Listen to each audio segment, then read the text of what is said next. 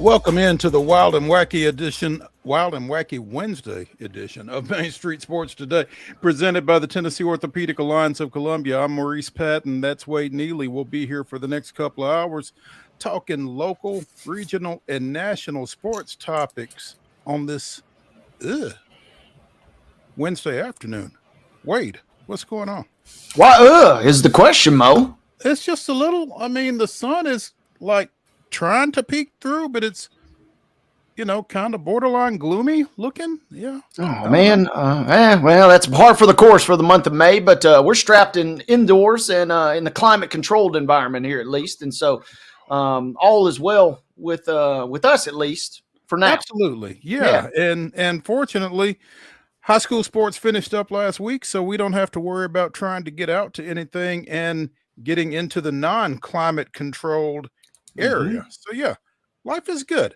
You always have a way of recalibrating me, man. I appreciate that. I need that. So yeah, good stuff. It is Wild and Wacky Wednesday, and we got plenty to get to. In the next hour, we will be joined by John MARTARANO of the Putting Zone, which is a new indoor golf facility that will be opening soon in Nashville, South Nashville, close to 100 Oaks, if you're familiar with that area. Looking forward to talking to him about what this operation is going to be all about. So we will have him in the next hour. In the next segment, we'll be joined by our NASCAR analyst, Heather Williams of WCYB-TV out of Johnson City, talking about this past weekend, talking about this coming weekend's activities here in Nashville. And also, I'm sure she will sneak in a little talk about East Tennessee State baseball. The Buccaneers will be coming to Nashville this weekend for the Nashville Regional, where they will find host Vanderbilt over at Hawkins Field. So excited to catch up with Heather, especially after missing her last week while we were out on assignment over at Spring Fling. So John MARTARANO in the second hour, Heather Williams in the second segment. We'll also be talking some NBA, some NHL, some Braves, and a bunch of other stuff. Big show. Looking forward to it. Yeah, it's going to be fun. You mentioned John. Man, this will be fascinating because kind of the extra golf, the casual golf scene is kind of really exploding. We've seen Tiger and Rory with their kind of new endeavor. Top golf has obviously exploded in recent years, and so this is kind of a new iteration. I'm kind of curious to pick his brain and see what the Putting Zone is going to be all about. Yeah, that's going to be interesting. I was having some conversation yesterday with some folks I wouldn't have expected to regarding Top Golf. So that the concept is kind of permeating an audience that you would not have expected. Golf has been such a relatively niche audience for such a long period of time, but it feels like it's starting to expand into different areas with, a more of a recreational feel to it, I guess, with a Top Golf and places like that. So yeah, I'm pretty excited to talk to John as well, just about the space that they feel in terms of the golf community, I guess, and recreational sports in general. So should be fun to get a hold of him in the second hour. I foresee a Main Street sports editors outing to the Putting Zone in our future. Let producer Mark, don't let him get hot on the Putting Zone. Don't let him warm up on the bay out there at Top Golf. He'll do some damage, but it'd be nice to see get together. We'll link with some of the boys at some point on that. Well, I think that's a good idea as long as there is no video shot. Oh, there's got to be video. I mean, that's the fun. That's the whole point of Top Golf and Putting Zone is you got to go viral. No, you got to go viral. I can't. If I go viral, it won't be good. Let me just say that. Right. So that we would have record viewership if you go viral. You're saying to that extreme? Surely not. Come on. Yeah, you ain't seen it. Anyway, big show. Let's go ahead and get started into it with yesterday's results and today's schedule on the rundown. This is the rundown. Down is here, boys and girls. Spread it all for all to hear. We start with Tuesday results to kick off our Wednesday rundown, and we go to Major League Baseball, where the Phillies defeat the Braves last night 2-0. The Astros take care of the Athletics 11-1, capping our MLB scoreboard. Slew of WNBA games last night. Dallas defeated Connecticut 109-87. The Liberty took care of Golden State 95-67. It was Minnesota 82, Seattle 77. Atlanta with an 88-82 victory over the Sparks, and Phoenix edging out the Chicago Sky 94-89 to capture scores from last night. Today's schedule, we've got one game already underway. It's the Athletics leading the Astros 2-1 in the top of the fourth down in Houston. At 5:45, game 2 of the Braves and Phillies series is scheduled for Citizens Bank Field, but rain is also scheduled for Citizens Bank Field, and it's supposed to be pretty wet, to say the least. If this game is shown, it will be at 5:45 on the MLB Network and on FanDuel Sports. Don't hold your breath, though, is what David O'Brien of The Athletic and others are indicating. The Sounds resume their series at Indianapolis at 5:35 today. In MLS, the Nashville Soccer Club is at the Columbus Crew. That is a 7 o'clock first touch. You can see it on Apple TV and on Fox Sports 1. Is that what that is? Sounds like it. Double dose of opportunities for the folks to check out Nashville tonight. Okay. And let's see. At 6:30 tonight on TNT, you have the Indiana Fever minus Caitlin Clark in Washington taking on the Mystics. Again, that is a 6:30 tip on TNT. Ladies and gentlemen, that concludes your rundown.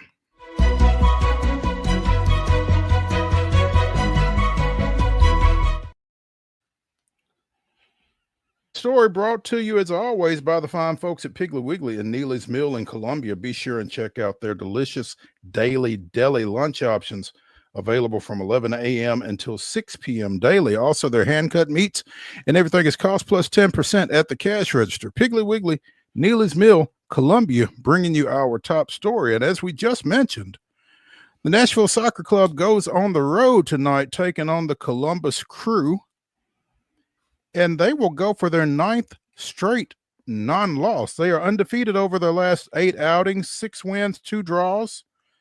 The last 2 of those, both wins, both on the road. So the boys in gold playing some pretty good ball right now. Yeah, playing at a very high level. You could make the case or make an argument that this is the best stretch that we have seen from them in their time in MLS. Especially certainly in the MLS competition, Leagues Cup notwithstanding. But they are clicking. They are firing on all cylinders.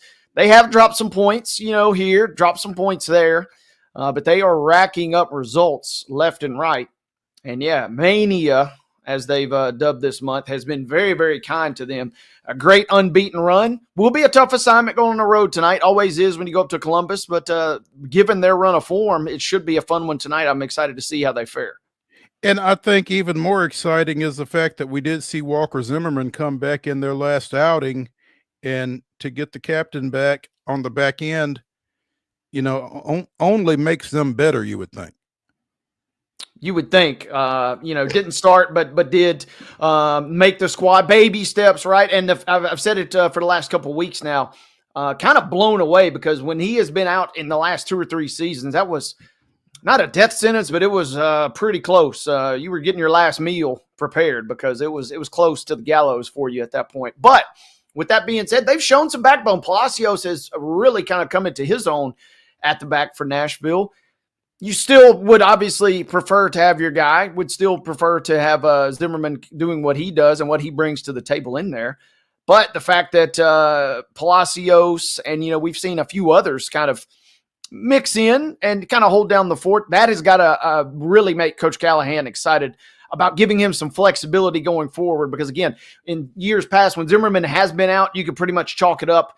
A draw maybe at the absolute best felt like your real scenario there. More likely going to be a loss. Now, all of a sudden, they're showing some backbone.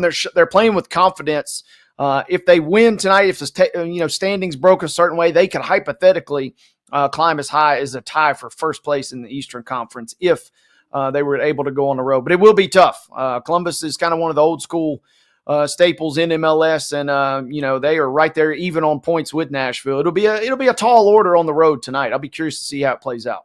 You mentioned Palacios on that back line kind of emerging in the absence of Zimmerman here over this last few games. How about some love for the youngster Chris Applewhite, who just graduated from high school here recently, like in the last 2 or 3 weeks, and he has really worked his way into some time on the field as well. So that, like you said, that back line has been pretty solid even without Zimmerman, and so getting him back, whether he's in a starting role tonight or if they just continue to ease him in, again, that's got to be even more of a boost to already a pretty confident side there. Absolutely. And you mentioned Applewhite, and he was not even on the roster sheet the other night because Zimmerman, I mean, let's face it, if you're faced with that decision, Zimmerman's going to win that battle. But what he has shown is if anybody misses any time going forward, he's right there on the call-up sheet for your starting 11 and your reserves that night. But most importantly, we got a game coming up in July now to Geodis, advancing to the quarters of the U.S. Open Cup. That is an extra piece in Applewhite. Whether he plays or not, it gives you a ton of options and a ton of flexibility going forward, especially as you kind of still navigate your regular season schedule. So you are correct 100%. Him being kind of already up to snuff is a massive, massive puzzle piece that Coach Callahan can kind of play at his disposal as he sees fit. We mentioned that they won their last outing on the road. They went north of the border, picked up a 2-1 win at Toronto, getting out of the 6 with 3 points, and Sam Surridge scored both those goals. So, he's a leading scorer, but he's not the first guy that you think of probably when you think about offense for this team at this point. So, continuing to get contributions from a lot of different spots up front. I think you're right. I think a lot of fans especially, but maybe even some managers of other teams, they view Hani Mukhtar, he's got the MVP. He kind of still, draws your attention. But Surridge has kind of really morphed into it's a perfect blend. Don't see it a ton. A lot of folks prefer still that singular striker up top, as it were. But these guys have played very, very well. And if Nashville's kind of going to continue to deploy Surridge and Mukhtar up top, it's almost damned if you do, damned if you don't. If you leave one of them open, you're really taking a chance. And the question is, who do you potentially leave open? They kind of are playing at such a high level right now. You have to get creative. And, that could allow – we've seen Schaffelberg come off the wing, too, and make some plays in recent weeks. So, and Tagseth has been phenomenal in the middle there. So, you're really kind of seeing this Nashville team. They're still not at their absolute peak. If they could go on the road and get all 3 points tonight, I think that's maybe getting close to like what a top-end Nashville side would look like, at least this season. But, man, they are trending by leaps and bounds in the right direction, and it's setting up to be a fun summer for Nashville. Absolutely. And, you don't want to be at your peak right now, but you certainly want to be moving toward it. And it feels like they are, particularly when you compare this team and this season to last year and the misery that was. So, yeah, last year pretty much a wash at this point. You knew that a coaching change was coming, and you didn't really have much hope after the coaching change. So kind of just as best you can, push that one off to the side. We're seeing BJ Callahan and what he's capable of producing with the current Nashville. That's the cool part too, is we're still just about not even a full calendar year into his tenure, another offseason, and you really kind of start to wonder what the real peak of this team could be. Absolutely. Let's take a break here on Wild and Wacky Wednesday on Main Street Sports Today, presented by the Tennessee Orthopedic Alliance of Columbia. When we return, we'll talk a little NASCAR with Heather Williams of WCYB-TV out of Johnson City. Stay tuned.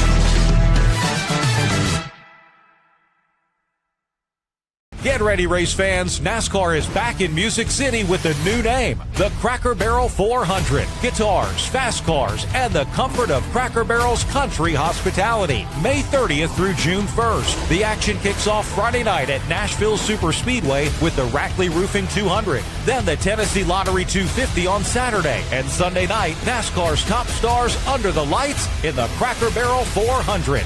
Get your tickets now at NashvilleSuperspeedway.com. Busy bee, yeah, busy bee. If you need. Hold on, y'all. Hold on. I need to make a call. Hey, this is Brianna with Busy Bee. I'm giving you a call to let you know your technician is on his way. 833. Bee, oh, busy bee. Guys, not yet. Not yet. Busy bee, oh, Now busy ready, bee. guys. Call 775-7833. Custom Stone Handlers supplies over 600 distributors and suppliers with quality stone products. Along with Riverstone, we produce and distribute over 100 building, landscape, and other bulk products. Our goal is to provide quality products, service, and partnerships to ensure our customers' success. We firmly believe the measure of any person or company is how you treat other people and customers. Give them a call at 931-490-4990 or visit CustomStoneHandlers.com.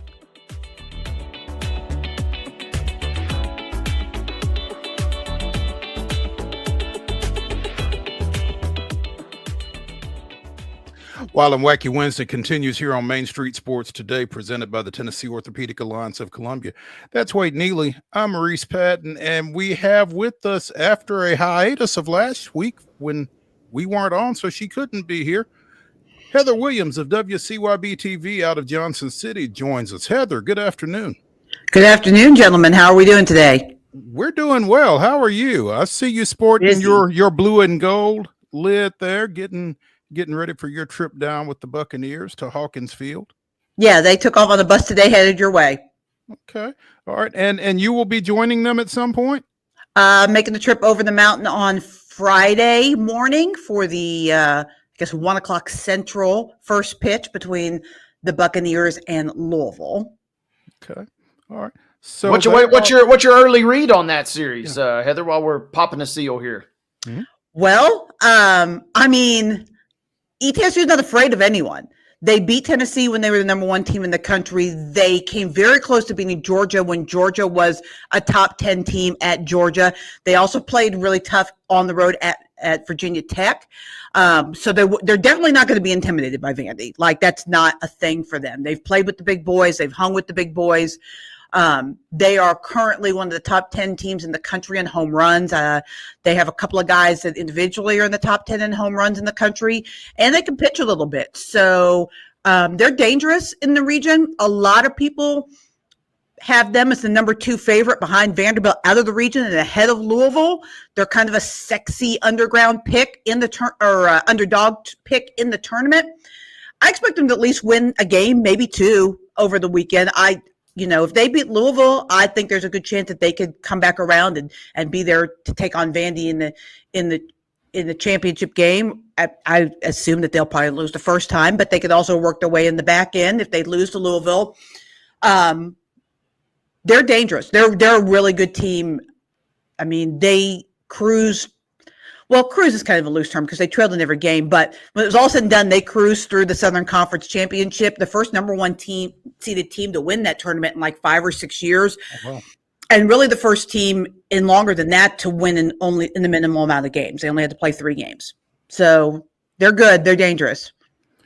Regular season and tournament champions out of the Southern, and it seems like the NCAA tournament selection committee gave them their respect with a number 3 seed. So, kudos to the Bucks. I was looking through their roster. I was expecting there to maybe be a little bit more of a Middle Tennessee flavor on that roster. I was kind of looking to see who this might be a homecoming for, but the only local that I see is Carter Oliff, who played his high school ball at Franklin Road Academy and then spent a couple of seasons at the JUCO level at Walter State and at Roane State. How much run does this kid get?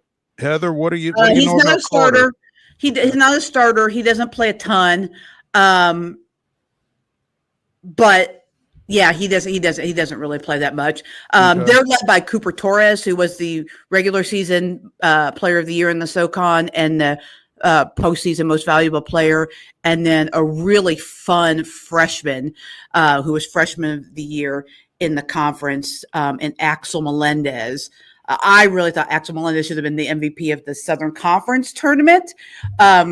Torres ended up getting the game-winning hit for the Bucks in the championship game, but Melendez had 5 RBIs in the semifinals and then had a couple more in the championship game. They also had the pitcher of the year, and Joe Panucci was coach of the year in the conference. So they're stacked. They're stacked from 1 to 9. Yeah, looking at Carter's stats, not been a great season for him. 10 games, all out of the pen, 1-2 with an 8.76 ERA. But maybe the transition from the junior college level to the SoCon wasn't great. Well, the SoCon, people don't really realize it, but they're 6 RPI as baseball conferences go, and there was a lot of chatter that if ETSU didn't win the tournament, that they might have a chance at an at-large. Now, we all know mid-majors have no chance at at-large, but their resume suggests that they should have. They're 30-something in the RPI, 38 or something like that. So it's tough, and this team was loaded. I mean, he came into a team that already had a lot of well-established, especially pitching, and so, getting those opportunities, he probably didn't get a lot of opportunities in SoCon games. He probably pitched a lot of those midweeks against much bigger schools, tougher competition than he may have gotten in the SoCon. So that could contribute to it as well.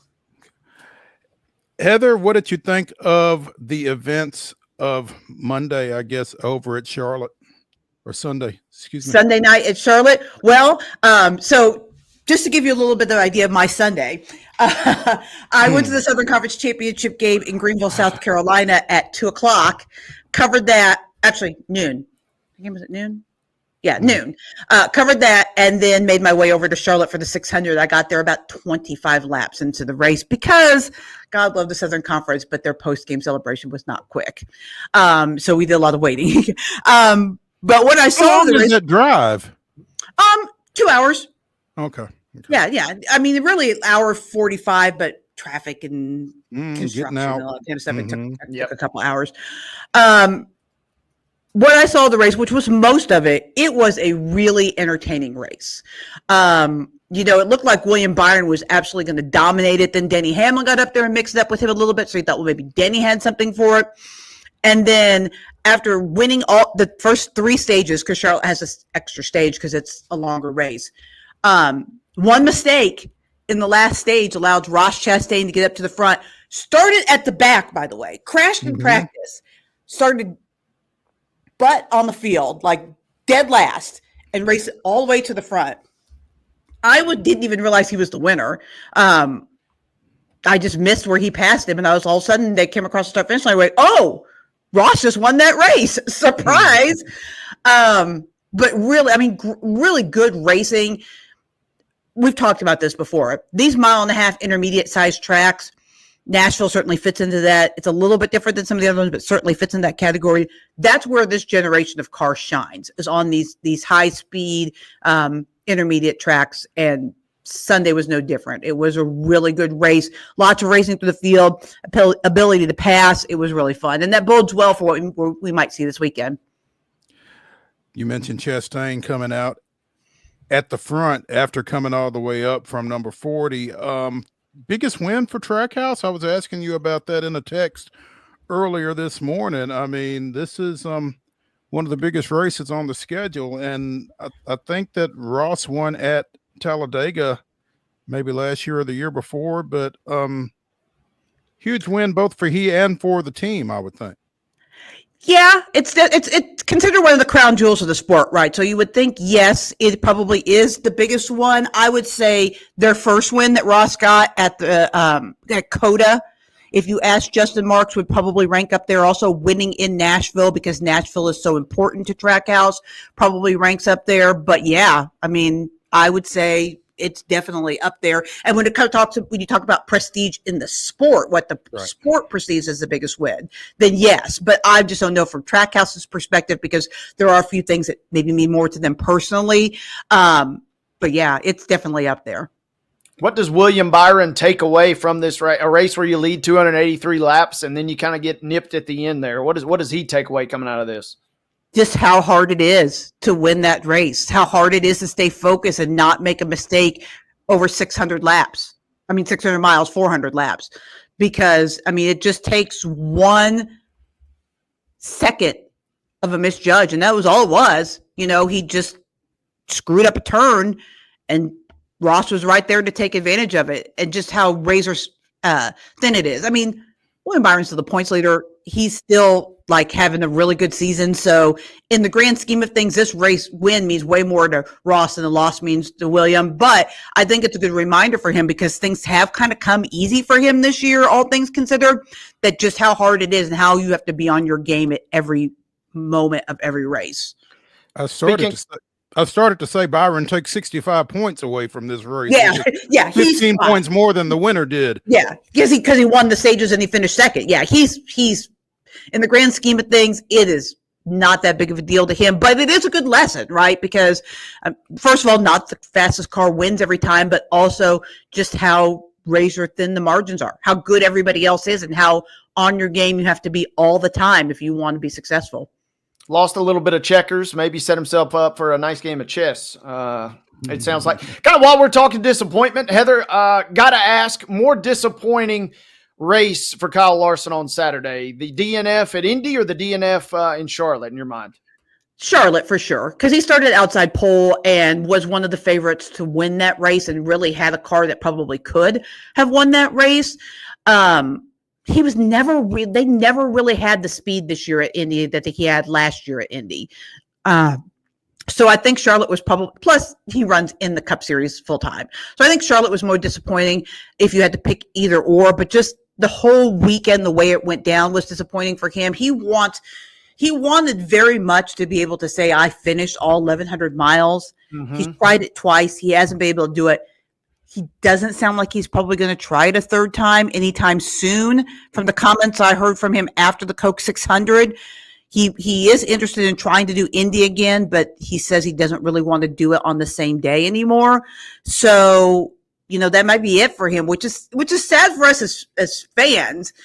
Sad that he didn't get to accomplish it, obviously, personally, but for fans, because I honestly believe there's only a handful of drivers that are talented enough to be able to pull off that double, and he's certainly near the top of the list. Obviously, Tony Stewart is the only guy that's pulled it off successfully, finished all the laps, had a good finish in both races, and is now leading the points in NHRA. Oh, by the way, just an amazing talent, has a USAC Silver Crown Dirt title to his name, so he can he's like the GOAT can run anything. But Kyle's right up there with him. And, I think Kurt Busch is probably the other guy that's been really successful at trying to do the double. But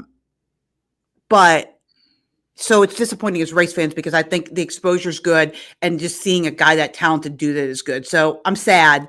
But back to your original question, I think the Coke 600 was a bigger disappointment for him. Felt like the bigger disappointment for sure, and kind of just loosely reading tea leaves, whether it's Kyle, it feels like he was the last best shot to maybe pull it off since Tony Stewart, and kind of you painted that picture too. It feels like it doesn't seem like somebody's just chomping at the bit and has already staked their claim. Hey, I'm doing this next year type situation. Yeah, there's no one in the near future, but there are definitely, because I talked about this on my podcast last week. There are definitely guys that have the talent that could do it if they want to. I think Christopher Bell could absolutely pull that off if he wanted to try it. I think Connor Zilic is a kid. He's run sports cars before. That's where he came from. I think that he could probably jump in an Indy car and be able to adapt pretty quickly to that.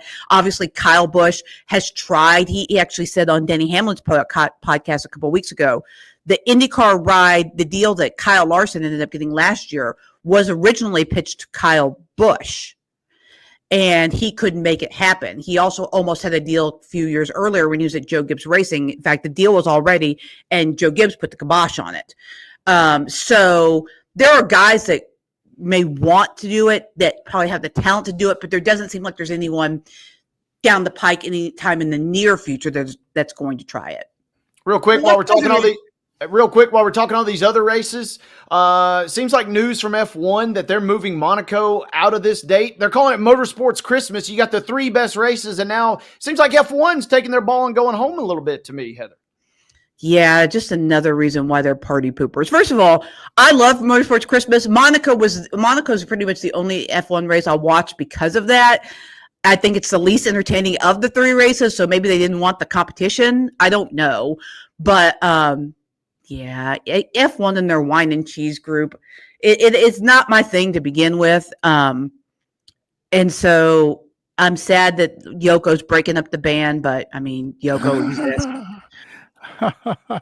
Sometimes it be like that. Yeah, looking at Kyle's remarks, and obviously it was right after Charlotte, he seemed particularly dejected about the whole thing.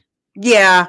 It was disappointing. I mean, it was disappointing. And I think coming off the success of last year especially made it more so disappointing because he knows he could be fast in an IndyCar. They just missed it this year. And obviously he's one of the best cup drivers in the garage right now. So he knows that the ability is there to pull it off. And the fact that he's tried twice and not been able to do it, I think that hurts a lot. Yeah. We mentioned Ross Chastain of Trackhouse winning it. On the other end for that team, Larson and Daniel Suarez were the ones that got kind of tangled up there and ended the day for both of them at Charlotte. So, and I talked to Daniel yesterday for my podcast, and you know, it's pretty disappointed. You know, they had better speed. Trackhouse still, despite what Ross did this weekend, and what Ross did this weekend was amazing. And if this is a 400 or 500 mile race, he doesn't get to the front, but they just really chipped away and chipped away and chipped away and chipped away and made it better and made it better. And before they wrecked out, the 99 team was also kind of doing that. And even Shane Van Gisbergen had one of his better runs in a Trackhouse car on an oval. So they're finding speed, but they're not where they were 2 years ago. Like there's still something a little bit missing at Trackhouse. What Ross did was amazing. Don't get me wrong, but you know, they still feel like they have work to do. They have work to do in qualifying. You know, obviously Ross crashed, did not get a chance to qualify. Shane and Daniel did not qualify that great, and none of the cars have qualified great all year. So there's still work to be done for Trackhouse. They're obviously all in on this weekend because they consider this to be their home track. So this is a big race for them. We'll see. We'll see what happens. Real quick, what is the significance of Alex Palou winning at Indy, the first Spanish-born driver to win there? Well, and if I'm correct, his first win on an oval, which is a heck of an oval to get your first oval win on, right? I mean, that's if you're going to do it upright. He is one of the most talented drivers in IndyCar. Like, he's just so much fun to watch. And so for him to finally find it on the ovals, the rest of the series, they should be concerned because he is the man on the street courses and the road courses. Now, if he's got this, it's kind of like if all of a sudden Shane Van Gisbergen figured out ovals in NASCAR, right? Well, now watch out because nobody can beat him on the road courses unless he messes up. So kind of the same thing for IndyCar. I mean, he becomes very dangerous, which is great. He's great for the sport. He's a good driver, a great guy. So I think it's good all around. But, you know, on the flip side, it was not a great weekend for your hometown boy. Joseph Newgarden. You know, they had a cheating scandal again, had their qualifying times disallowed. He had to start from the back. He doesn't finish the race because he had some issues. You know, half of management at Penske gets fired over the month of May. So it's been rough. And, you know, Joseph's my dude. He's been my IndyCar driver for a long time. So it was tough seeing that, especially Indy, because he's so good at Indy. As good as Palou is on the road courses, Joseph is the guy at Indy and on the ovals. And so for them to struggle this month and have all the issues, that was tough to see. I mean, it speaks to me a little bit of his ability, right? I mean, he was going for the three-peat and starting at the back. I mean, even midway through the race, a little bit later in the race, you're thinking, okay, he was still second or third in terms of betting favorite to win the race. I think that just kind of speaks to what he can do, particularly, like you said, Heather, at that track. Yeah, he's good there. He's as good as they come at Indy, and one of the better IndyCar drivers on the ovals. He's a guy that I would love to see try to do the double coming from the other direction. And he has in the past expressed some interest in doing some NASCAR. Long before there was a race in Nashville, he had talked about maybe trying to do Bristol one day so he could race in his home state. I think Nashville would probably be higher now since there's actually a race in Nashville. But I think he'd be a guy that would be fun, and I think could probably do pretty well coming the opposite direction doing the double. Hey, real quick, while we're talking Indy, did we get an official explanation why Palou did not pour the milk on himself? He only took a baby sip almost. I mean, come on, what's up with that? Would you? Yeah, you got to.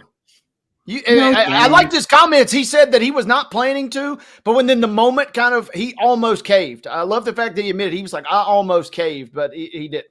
He said it was some of the best milk he's ever tasted. I don't know what the difference is, but yeah, you gotta sell that out, especially for the first oval win, like you mentioned. I don't know. I mean, I didn't see why. I mean, I think he said he didn't see. I saw he didn't, but I didn't see any of his comments as to why. But I don't think that I would personally. There's a lot of obligations you have to do after you win that thing, pictures and stuff. And I would not want to be having sticky, souring milk on me while I did all that. So I'm not mad at him. Not mad. I'm just a little disappointed. How about that? I mean, it is a tradition. I get it, but I would be on Team Palou in that one. Heather Williams of WCYB-TV joining us here on Main Street Sports today, presented by the Tennessee Orthopedic Alliance of Columbia, as we talk a little NASCAR. And Heather's coming over the mountain, as she says, for the weekend. Going to take in a little baseball and take in a little Cracker Barrel 400 this weekend. What are you expecting as you get out there? Well, how much time I spend at the track is going to be completely dictated by ETSU. I am planning on attending the truck race because I know I can make that because ETSU plays at 1, the truck race is at 7. Beyond that, who knows? Because I'll be at the mercy of the wins and losses of ETSU. If they make it to the championship game, I will not be at the Cracker Barrel 400. I will be with them Vandy boys and with ETSU in the championship game. But I expect this to be a great race. As I mentioned before, the 1.5 miles, which Nashville's not quite a 1.5 miles, it's like a 1.33 miles or something like that. Those races are the best racing in NASCAR right now. The last few races at Nashville have been, really all of them as they've come back, have been amazing. Last year we had about 27 overtimes and half the field running out of gas. They're still racing. Huh? They're still racing over there from last year. Who's going to win that race? Yeah, but that was great drama, right? And really was the moment that between that and the All-Star races really what kickstarted Joey Logano onto his championship run. So I think this is a big race.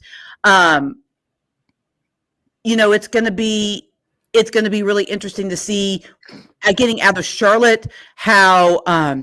Prime's coverage, if it's any different. I mean, it's easy to do that in your backyard, and everybody raved about their coverage. This is the first time that NASCAR's been streaming only, and for that now 4 more races they have left on that. The reviews were really high out of Charlotte, but it's easy in your backyard, right? Everybody's there. So it'll be interesting to see how the coverage goes in Nashville for race 2 of the Prime experiment, but so far so good on that. I think they've put the other broadcast partners on notice on how to do stuff. But I expect it to be good all around. I think that some of the early season bad feelings about racing are starting to swing up with as good as the All-Star race was. Now, Charlotte was good. I expect Nashville to be good. There's a lot of excitement about Mexico City in a few weeks. I think that this could be a really good stretch where the summer is usually kind of a little bit of a doldrum for racing. I think this could be quite the opposite this year. I think that this race could be the next in line, an important cog in the line, and setting the tone for the rest of the season for NASCAR. You mentioned Trackhouse, Chastain, Suarez, SVG wanting to put on a show for the home folks. What do you think about Josh Berry's aspirations here this weekend? They're good. I mean, he had a rough race at the 600, but he's one of the best guys in the garage on the intermediates right now. Those are his best tracks by far, which is weird because he's a short track guy. I always think of Josh as being players when you go to Bristol or Martinsville or Richmond. But his win was at Vegas, and he's been very strong at the other mile and a half, other than this weekend at the Coke 600. He was really good at Texas, and so I expect him. The expectation is that he should be among the contenders this weekend at his home track for sure. Okay. Hey, you brought it up. We didn't get a chance to talk to you obviously last weekend, but any prevailing thoughts coming out of the All-Star event up at North Wilkesboro? Man, what a surprise it was. Like, it was so good. And the short tracks have not been good. Now, I do not think short track racing is fixed by any stretch of the imagination. I think the All-Star race being what it was, drivers just kind of did things that they wouldn't normally do, put cars in positions they wouldn't normally put them in. And the fact that the field was a little bit inverted, where cars that are typically very good ended up at the back. Larson had to start at the back because he didn't qualify. Denny Hamlin was terrible in his heat race. He was at the back. Meanwhile, Brad Keselowski, who's had the miserable season, was on the pole. So it just caused like different dynamics of guys trying to get to where they want to be, more desperate people up at the front than were normally at the front. But it was easily the best short track race of this season, and one of the better All-Star races that I can remember in a really long time. Heather Williams talking a little NASCAR. Now, do you strategically stay somewhere between Lebanon and Nashville, or are you just all in with ETSU from a lodging standpoint? Well, I already had my hotel booked in Lebanon months ago for the race on Sunday night. So I am staying Sunday night in Lebanon. Because ETSU is the priority, I'm actually staying on the West End near Nashville for the first 2 nights. Ooh. I mean, near Vandy for the first 2 nights. So yeah, I don't envy you that drive those 2 days. Should you make it back out to the track, obviously you're going back out there Friday night, but I'll tell you, getting from point A to point B on Saturday, have fun with that. Well, I say that the chances that I get to the track on Saturday are pretty low. Just based on the schedule. So I wasn't really that concerned about it. So it would just be Friday would be the thing. And then Saturday if I make it over there. But if I make it over there, I'm ending over there anyway. So there you go. It is what it is. Heather Williams always got a plan, and she plans to join us on Wednesdays talking a little NASCAR, and we really appreciate it. Heather Williams. Will I see either one of you gentlemen at the baseball this week? That's a good question. And a quick check of my email says, I don't know.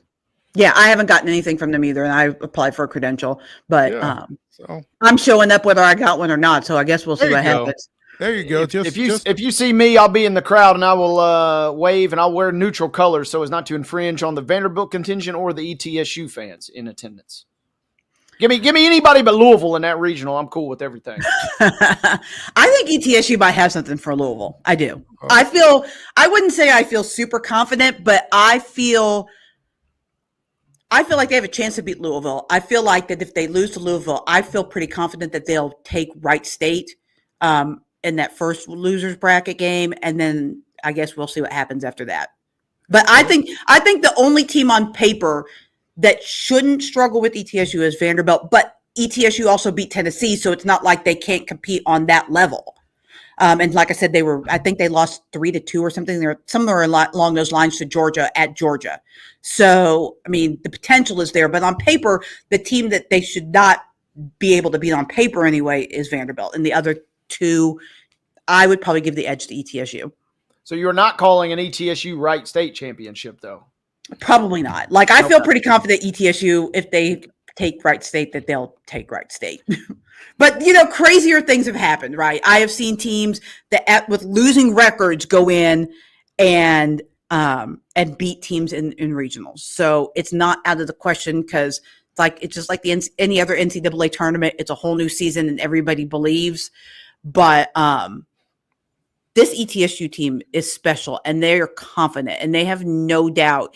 Even in the championship game, it was the 5th inning, and they were down 5-1 or 5-2, and you never really felt like they were in trouble, and they never acted like they were in trouble, and they never said that they never felt like they were in trouble, and they came back and won 14-8 or something like that. They have every confidence in the world, especially with their bats, that they can get it done. Heather Williams from WCYB-TV joining us here on Main Street Sports today. Heather, as always, we appreciate it. Look forward to hopefully crossing your path this weekend and to seeing you back here next Wednesday. Yeah, sounds good, guys. Thank you. Thank you, Heather. Let's take a break here on the Wild and Wacky Wednesday edition of Main Street Sports today. Come back, talk a little more baseball as we consider the Braves, among other things. Stay tuned.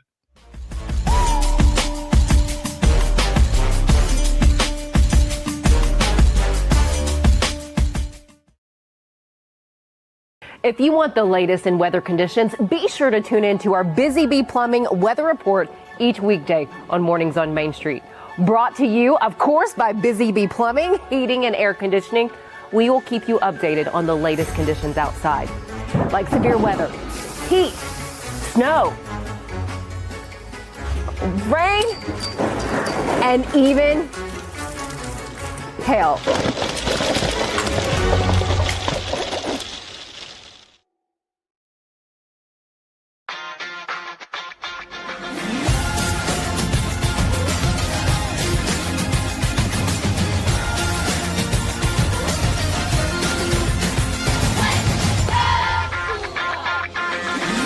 Zion Christian Academy at zioneagles.org or 931-388-7531. You can schedule your appointment to visit their beautiful campus. Again, zioneagles.org or 931-7531 to schedule your visit today.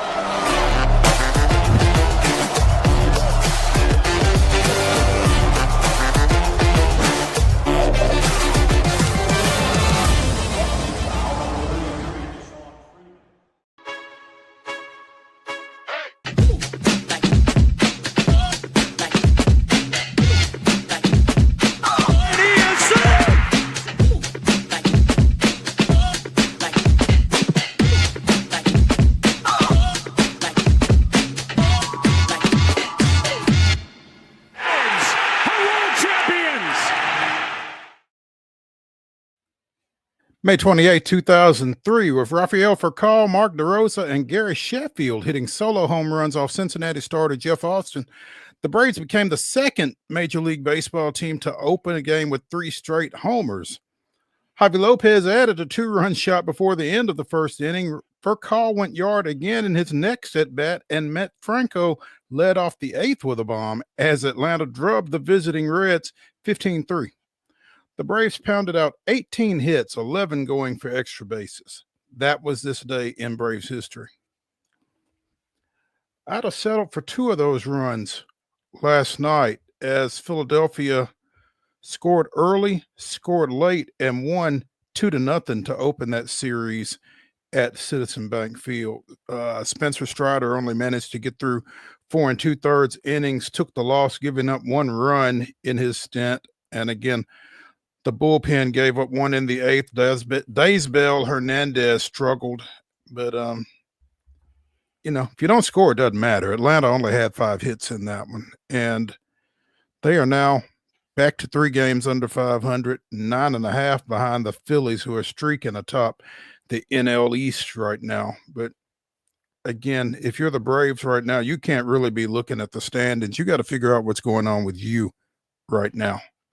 You got to take care of everything in-house first, right?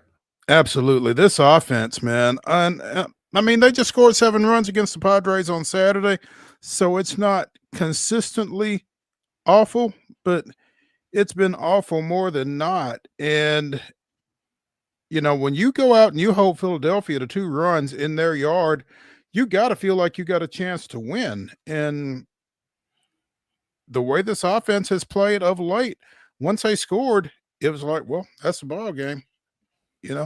Made it a lot easier to go and concentrate on Knicks and Pacers. We'll talk more about that in a second. But it's tough. They may get a little bit of a reprieve tonight. It's supposed to be, again, a 5:45 start. A.J. Smith-Shawver, 3-2 with a 3.67 set to go for the Braves. Zach Wheeler, who has been rolling, 6-1 with a 2.42, getting the start for Philadelphia. But again, there is an 85% chance minimum of rain in Philadelphia from now until midnight. So it feels like it's not going to be if, but when tonight's game gets postponed. Yeah, Kevin Roth, great follow baseball Twitter. He puts out weather reports for all the games, and he says, yeah, there ain't no game getting played today. So find alternate plans if you were seeking to either head to the game or catch it on the tube, it sounds like, tonight. Yeah, sounds like a good time to kind of concentrate on some postseason action, professionally speaking. Houston picked up a big win last night, 11-1 over the visiting Athletics. Jose Altuve with 4 hits, including a pair of home runs. Houston's won 4 of their last 5 now, I guess, going back to that Seattle series over the weekend. Meanwhile, the Athletics have lost 12 of their last 13. Yeah, Houston's, they're in the upper half. They've got the 8th best record, tied with the Dodgers with 13 wins in the month of May. Philadelphia, to your point a minute ago, they are the hottest team by far in May. Only them and the Twins are really in that conversation. But Houston's it ain't sexy. Like I said yesterday, it's going to be who can be the most average or slightly above average in that division. And Houston has clawed their way to a 13-11 record in May. But key victories over Seattle is what fueled them. And the fact they're not dropping them to the A's is got to count for something. They're not, world beaters by any means, but they have been scrappy, and Houston took care of business last night. They are in action right now in Houston against the Athletics. Luis Severino got that start. He 1-4 with a 4.11 earned run average. He is still on the bump for the Athletics in this one. Houston was rolling with Lance McCullers. It's 0-1 with a 6.57 coming into today's action. He is still in the mix. And as of right now, he's sitting on a quality start. 6 innings pitched, 3 earned runs allowed, 12 strikeouts. But right now, Houston trails the Athletics 3-2 in the bottom of the 6th. They do have runners at first and second, though. So they might be getting about ready to flip this thing on its ear. We will try to keep you posted as best we can between now and 4 o'clock on how this one comes out. But again, great start for McCullers. 6 innings, 12 Ks. Yeah, keep the death threats off his back. Be nice to get a little mojo going for him. It's kind of like Atlanta. I mean, they're not in a great position. They just need to kind of keep taking care of business right now. Yeah, he's thrown 102 pitches. He may be done for the day at this point with that one, but nice as he continues to battle his way back from an arm injury that kept him out all of last year.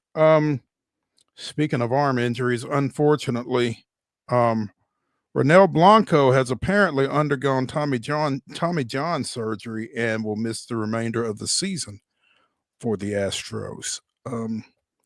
Will undergo, has not yet, but is experiencing some issues with his right elbow. Joe Espada said he will undergo Tommy John. No other specifics on the injury or the surgery, but it's a guy that threw a no-hitter last April against Toronto and posted a 2.80 ERA last year. Obviously had some issues earlier this year, not quite off to the start that he had last year, and is now set to be done for the rest of the year.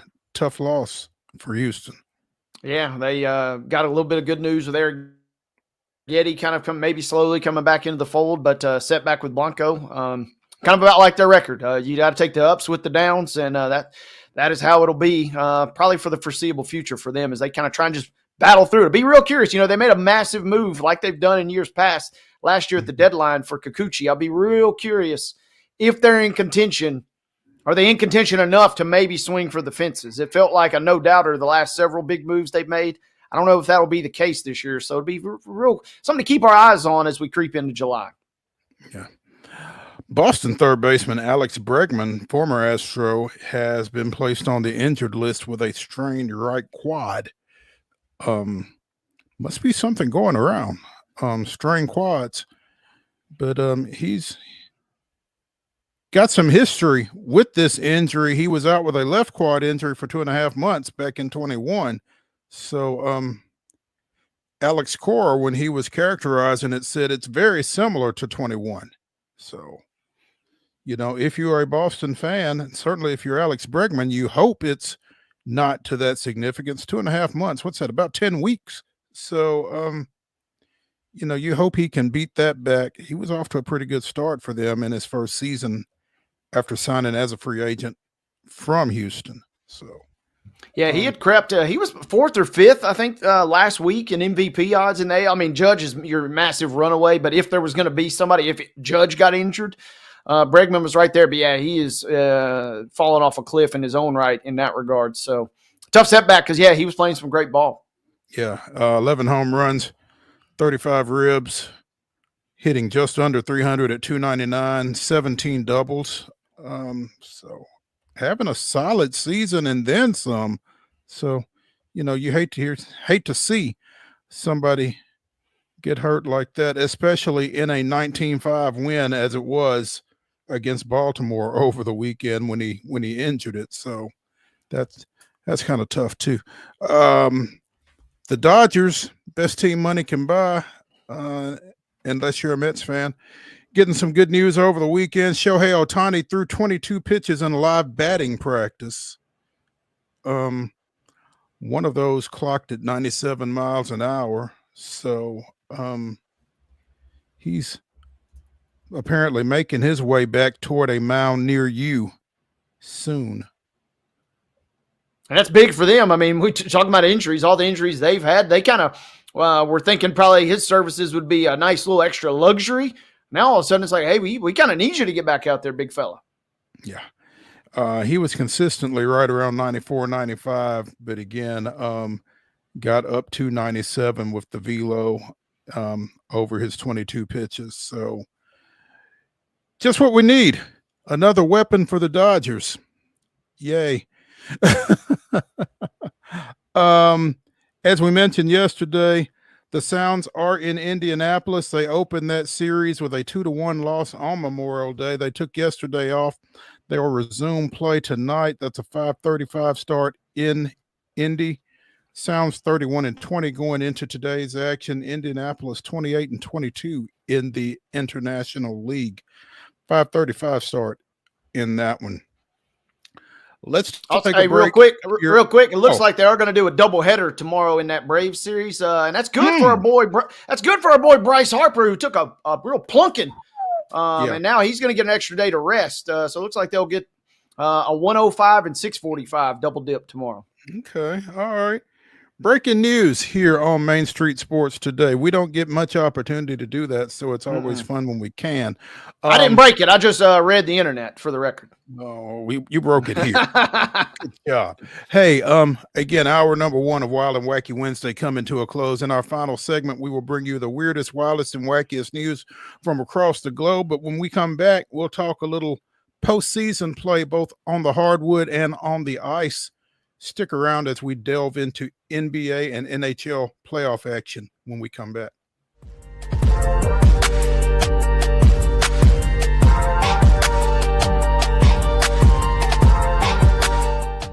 Jones & Lang Sporting Goods here in Columbia has been outfitting teams, officials, and anybody else from T-ball to college for 50 plus years. Be sure and check them out at 931-388-8060 or online at jonesandlang.com. Jones & Lang Sporting Goods, the look of a winner. Zion Christian Academy at zioneagles.org or 931-388-7531. You can schedule your appointment to visit their beautiful campus. Again, zioneagles.org or 931-7531 to schedule your visit today.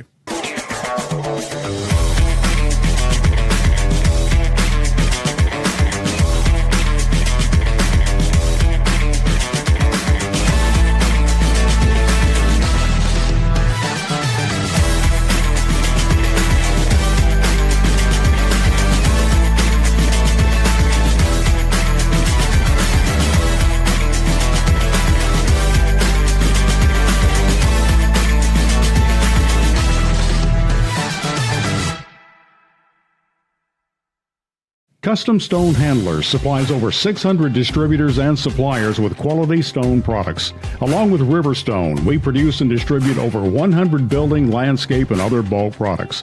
Our goal is to provide quality products, service, and partnerships to ensure our customers' success. We firmly believe the measure of any person or company is how you treat other people and customers. Give them a call at 931-490-4990 or visit CustomStoneHandlers.com.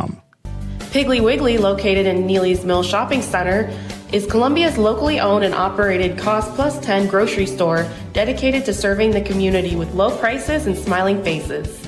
Piggly Wiggly offers fresh, hand-cut meats daily, as well as daily hot plate lunches from their deli counter. You're certain to see smiling faces and a helping hand when you're here at Piggly Wiggly. Come by and check out our fresh produce, high-quality meats, and more. Down home, down the street, we'll see you at the Pig.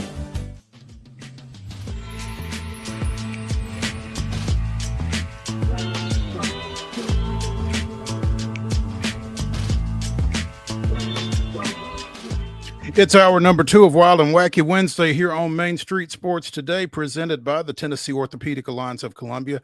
That's Wade Neely. I'm Maurice Patton. Again, in our final segment, we'll bring you the weirdest, wildest, wackiest, and most wondrous news from across the globe. Before that, we will visit with John Martarano of the Putting Zone, a soon-to-be new indoor golf facility here in Nashville. But right now, let's get into the grab bag. And we talked about Game 4 of the Eastern Conference Finals between the Pacers and the Knicks. And the Pacers, as was pretty much expected, took care of business with a 130-121 victory last night, putting the Knicks one step closer to having their season over with. Tyrese Halliburton doing a lion's share of that damage. 32 points, 15 assists, 12 boards, 0 turnovers. That may be the most impressive of those numbers. He was on fire. This game was drunk from the moment it tipped off.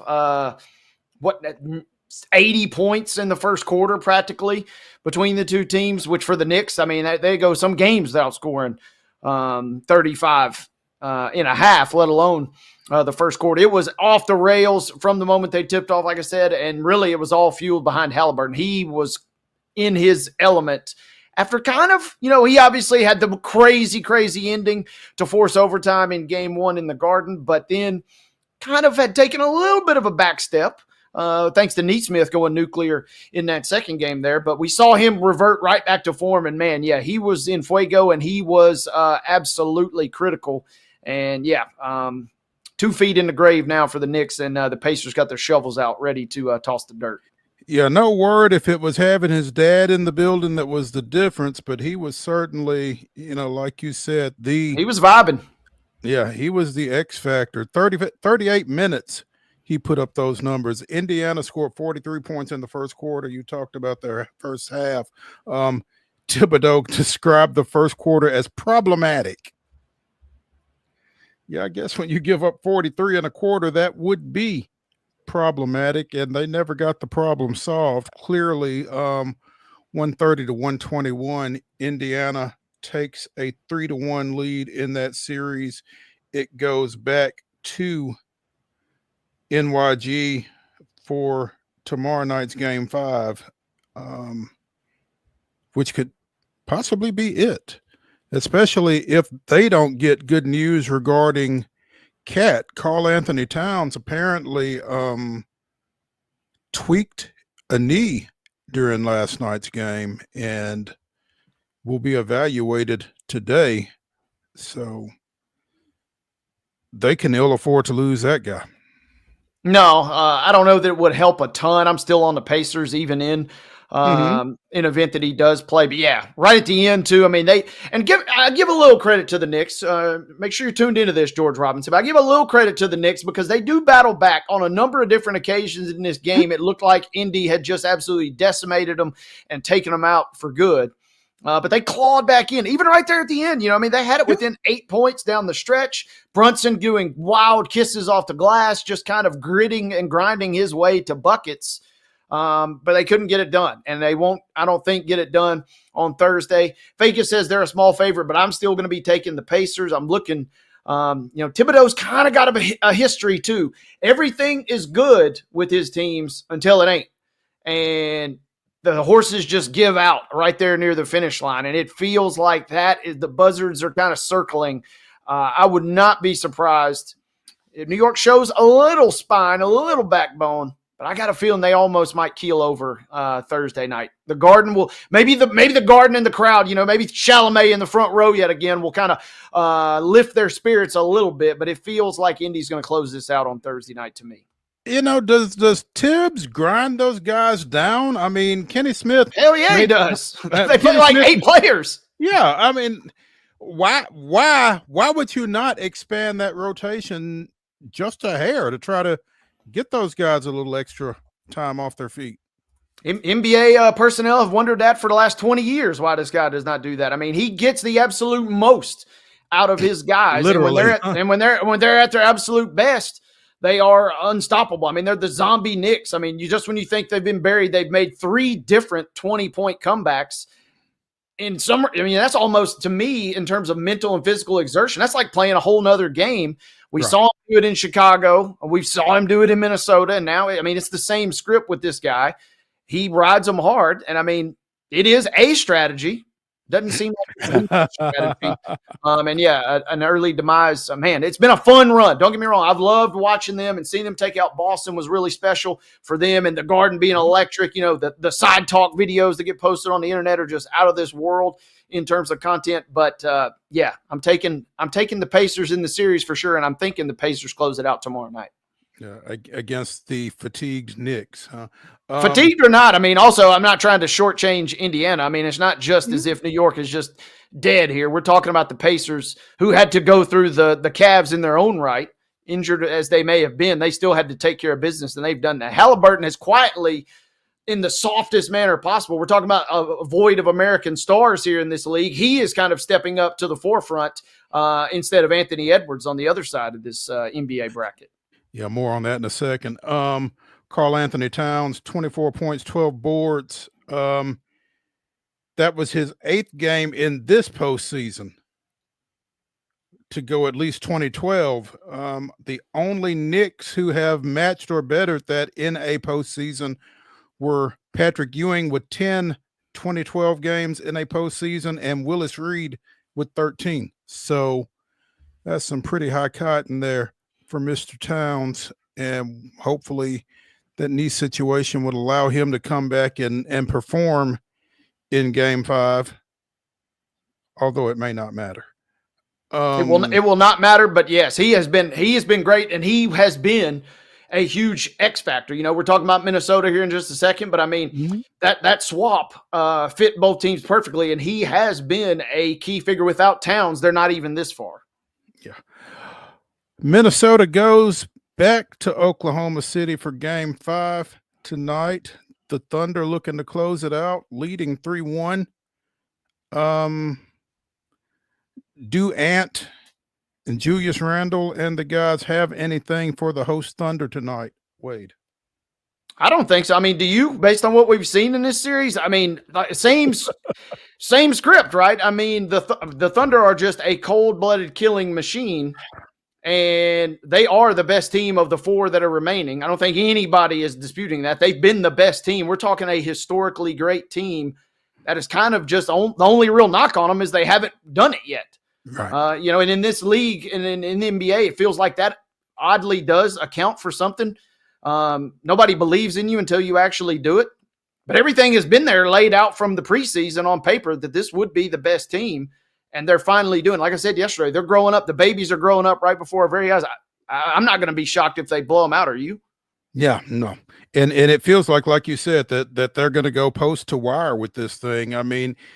It to your point, it doesn't seem to matter whether it is the Pacers or whether the Knicks come up with some kind of magic and pull this thing off. It feels like the Thunder is going to take care of whoever comes out of the East after they get done taking care of the Timberwolves tonight.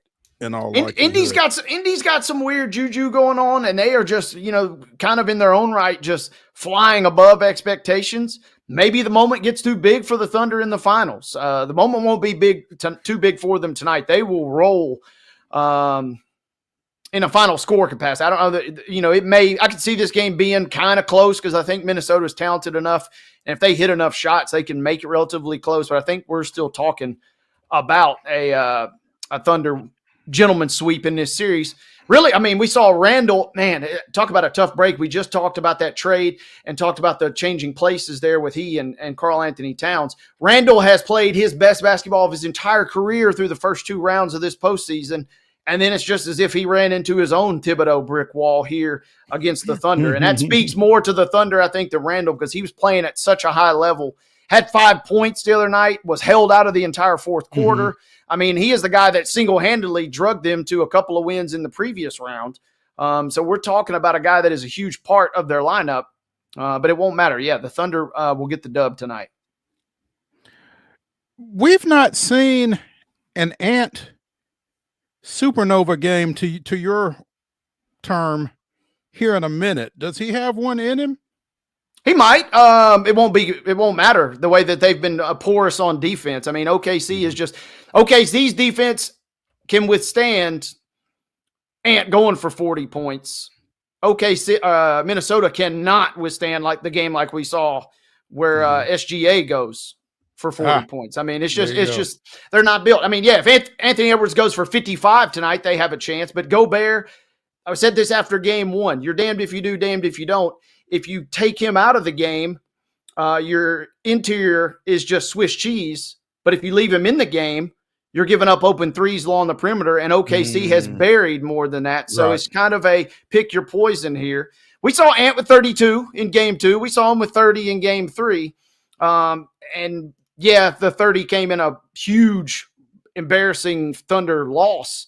Right. But I don't feel like, I don't think the supernova performance is there tonight from him. It'd be cool to see, but I don't think we're there. I think we feel like just systematic destruction from one of the great teams tonight. Edmonton takes a 3-1 lead against Dallas with a 4-1 win last night. Speaking of not if but when, it again, we've talked about it all along, and there's only one game at this point kind of standing in the way of an Oilers-Panthers rematch. Yeah, I mean, get the popcorn ready. No disrespect to the Canes, and man, the Stars. It has been kind of jaw-dropping the amount of mojo that they had. They were flying high, and they were looking like clearly the best team left in the postseason. And then poof, in the blink of an eye, Edmonton has really, really stepped up, answered the bell, embarrassed them a couple of nights ago, and then ran off a 4-1 victory last night. I will be stunned if this does not get closed out in the next game or two. I think Dallas is good enough. Dallas has got the goods, and if they could somehow recapture that momentum with Rantanen and some of the other guys playing at the level they were earlier, they could make this go 7. But, man, it just feels like Edmonton has turned on the gas yet again. And, yeah, get the popcorn ready. Them and Florida for all the marbles. Once again, we saw a 3-0 lead get forced to Game 7 last year. Give me all of that and then some again this year. Out of the spotlight, specifically in Stockholm, Sweden, USA Hockey picked up a world championship victory over the weekend with a 1-0 overtime win over Switzerland. Tage Thompson of the Sabres hit a shot 2 minutes into overtime, the only goal in the championship game. Again, U.S. defeating Switzerland 1-0 in Stockholm. That was Team USA's first world championship since 1933. We're coming, baby. Man, goodness gracious. 92 years between men's world championships for the U.S. hockey team. First appearance in the world championship since 34. 4 bronzes in the last 12 such meetings, though. So they've kind of been building toward this, I guess. Goodness. When you got to go back to 1930 something to talk about the last time you won, that's pretty significant. And we start here, give us Italy next year at the Olympics. We saw them go to the exhibition, the Four Nations face-off final, and that was with the best of the best, right? I mean, This was kind of a skeleton roster for all these teams here, but give us don't let us get hot. Don't let us warm up, first time in nearly 100 years. Then we got the World Cup coming in a couple of years. Times are turning for the red, white, and blue here on the international front. I kind of like it. Apparently. Let's take a break here on Main Street Sports Today, presented by the Tennessee Orthopedic Alliance of Columbia. When we return, we'll be joined by John MARTARANO of the Putting Zone. Stick around.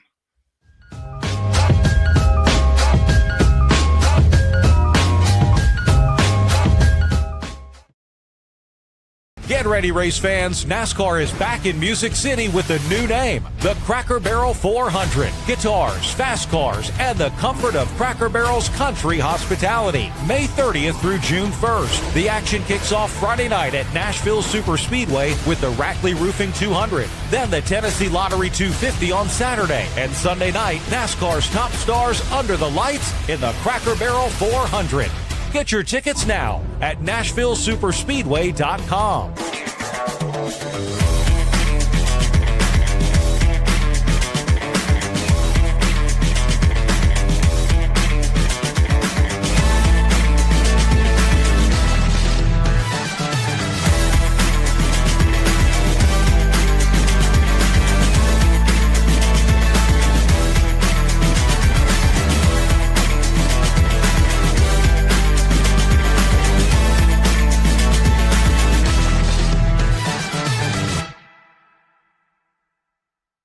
Jones & Lang Sporting Goods here in Columbia has been outfitting teams, officials, and anybody else from T-ball to college for 50-plus years. Be sure and check them out at 931-388-8060 or online at jonesandlang.com. Jones & Lang Sporting Goods, the look of a winner.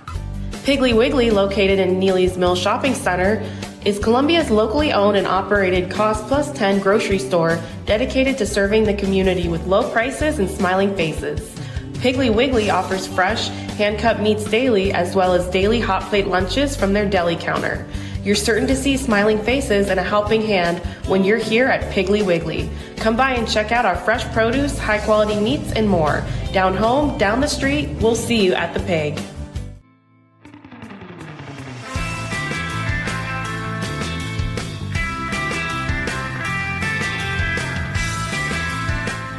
Wild and Wacky Wednesday continues here on Main Street Sports Today, presented by the Tennessee Orthopedic Alliance of Columbia. That's Wade Neely. I'm Maurice Patton. The Athletics and the Astros are tied at 3 in the bottom of the 7th, and looks like we're going to get a heck of a finish here, one way or the other. Pleased to have joining us now from the Putting Zone, John MARTARANO. And the Putting Zone is an indoor golf experience that begins in the fall of 25. John, first of all, thanks for joining us. Hey guys, thank you so much for having me. And Maurice, I got to give you some props there for getting my name right twice. My last name there. It's not an easy feat, so I give you a lot of props for that. Well, I appreciate it, and I'm probably going to stop while I'm ahead, John. That may be the last time I use your last name the rest of this segment, but thanks. I can always use the big ups there. So tell us, can you narrow down the fall of 2025 any more than that at this point? We're looking at mid to late September. That's about as close as we can get. All those entrepreneurs out there, you know how construction goes. So got to button down as close as we can, but that's the target date. Okay. Tell us about the Putting Zone. Yeah, the Putting Zone, just to put it simply, is a first of its kind professional indoor putting facility. It's a kind of a scaled down version of a golf course, 18 holes, par 72, using a patented gameplay and patented course design to allow professionals, avid golfers, weekend warriors, families, newcomers to practice their putting in a really fun environment. and potentially win some prizes through our tournaments and leagues. As you kind of expand and get ready to launch, I kind of did want to ask you a little bit more about that prize element, John, because that seems to me one of the cool differentiating factors. There is, and you see it at competing levels, whether it's Top Golf, et cetera, that element of competition when you throw in prizes and swag. I don't know what it is, but just the human brain, dumb human brain in me, when I hear prize and swag, I mean, it kind of just turns it on a little bit. So I'm curious to kind of hear a little more about that. Yeah, kind of the big draw here is going to be the tournaments and then the leagues, the nightly leagues. But our tournaments are going to be daily, and members and non-members can actually come and compete in these tournaments. 72 players, sometimes more, either 1 day or 2 day tournaments, and they can kind of build their points total towards our major tournaments, kind of taking the blueprint of professional golf.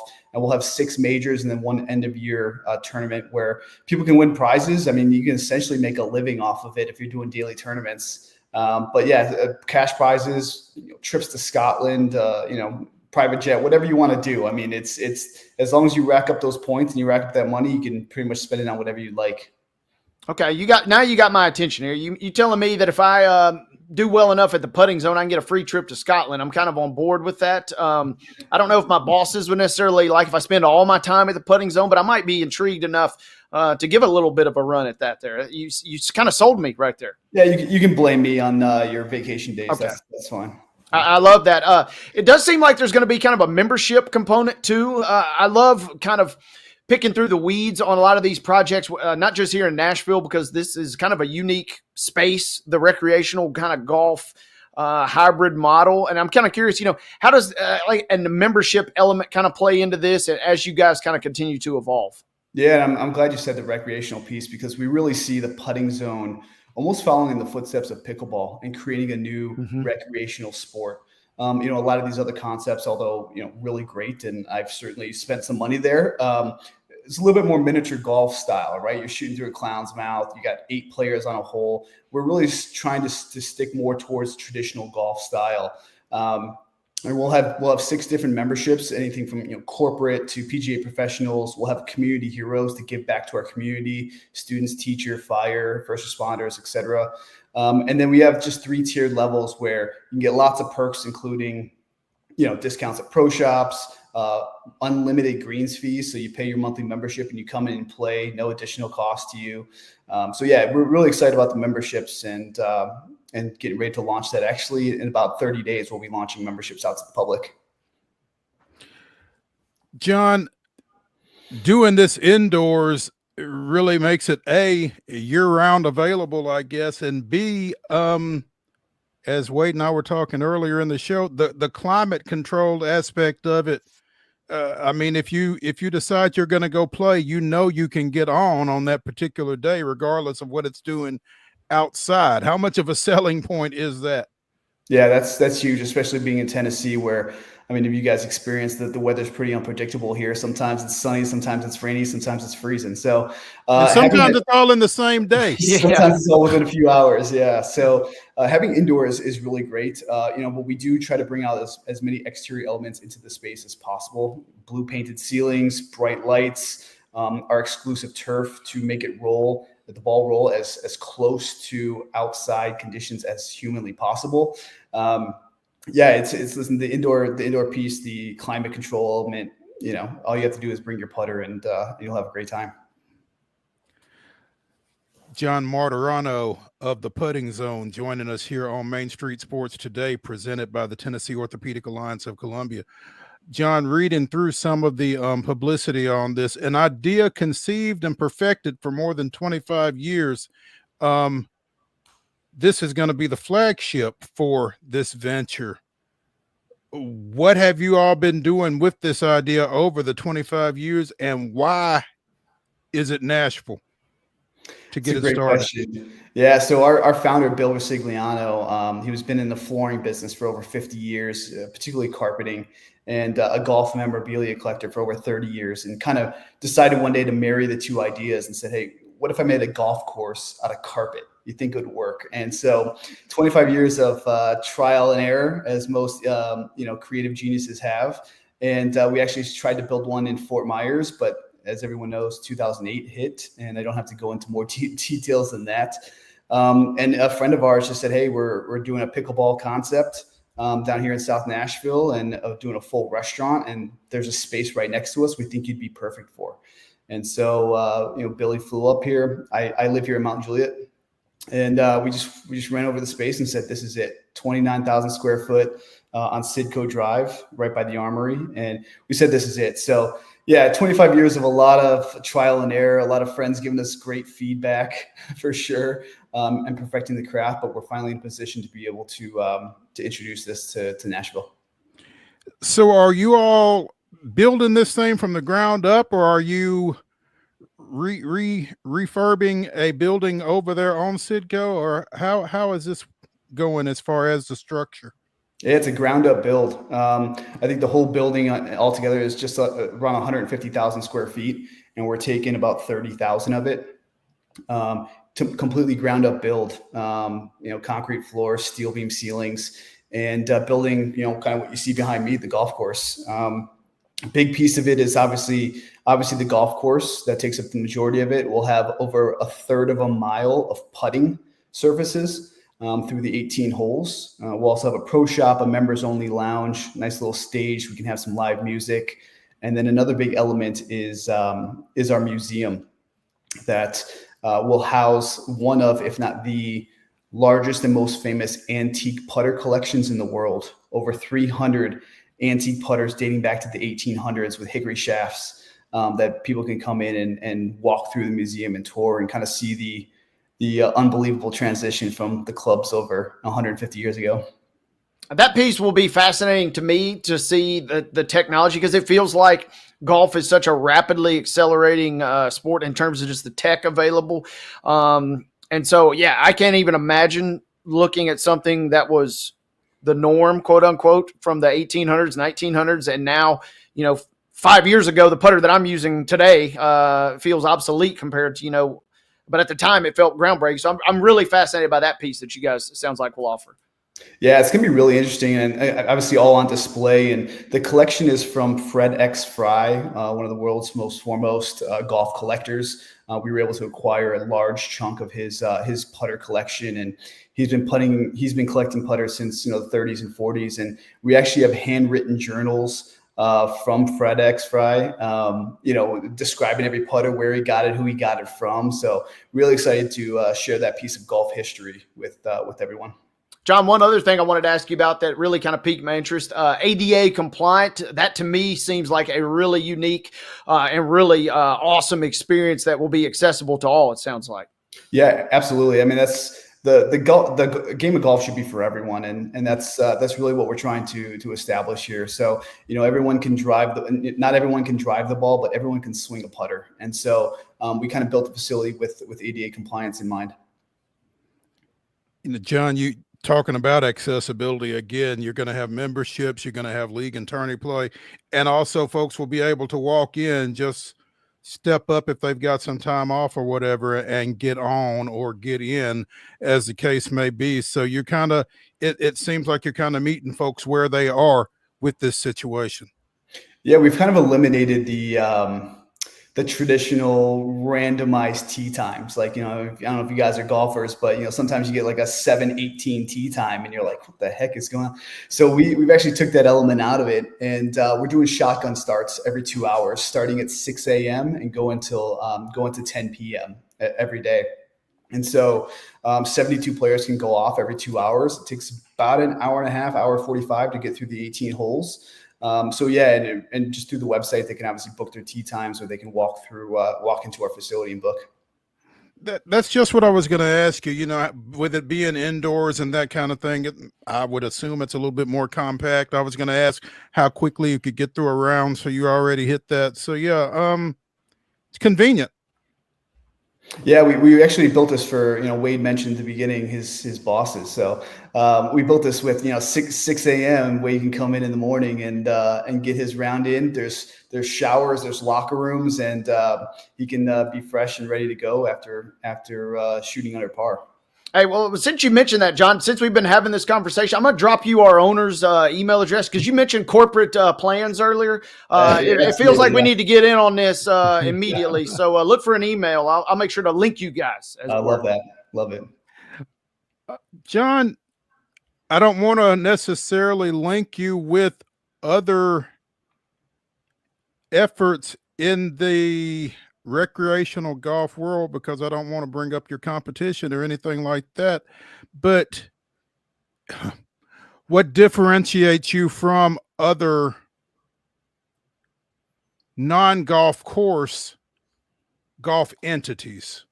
Yeah, if that makes sense. Yeah, I love the question. And we actually partnered with the National Golf Foundation to do a validation study with us. And one of the things that they expressed in this validation study was there's a huge latent demand of people who are interested in the game of golf but haven't yet started due to various entry like cost or intimidation or time constraints, et cetera.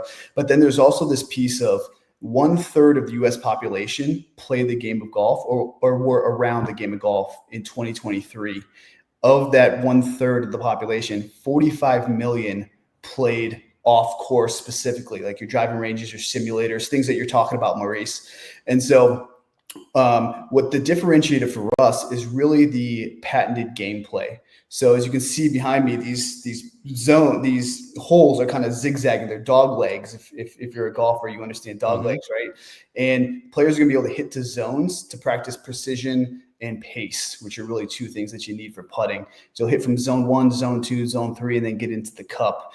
And we've actually partnered with Garl Nix Course Designs, world-renowned golf course designers. They've done over 250 golf courses worldwide to actually design our course for us with undulations and vegetation, plants, all the things that would actually look like it's outside. So the biggest differentiator is going to be the style of play. We are not a miniature golf. We're not, gimmicky. It is very, very much a putting facility where you can come and practice your skill.